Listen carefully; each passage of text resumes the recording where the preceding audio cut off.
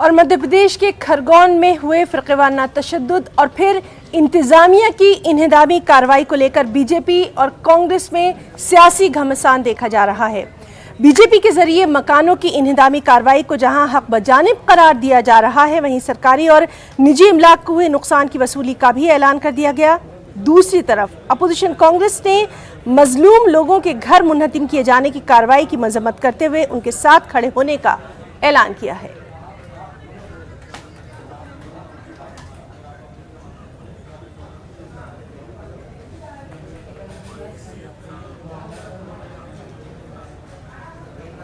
मध्य प्रदेश सरकार ने एक्शन लिया है। हम अपराधियों को किसी भी कीमत पर छोड़ेंगे नहीं। दंगाई ये कान खोलकर समझ लें कि दंगाई करना और आगजनी करना, लूटपाट करना, ये पुरानी आदतें हुआ करती थी। ये बदल दें। अब कांग्रेस का शासन नहीं है, भारतीय जनता पार्टी का शासन है। अगर आप दूसरों का घर जलाओगे तो आपके घर पर बुलडोजर चलाया जाएगा।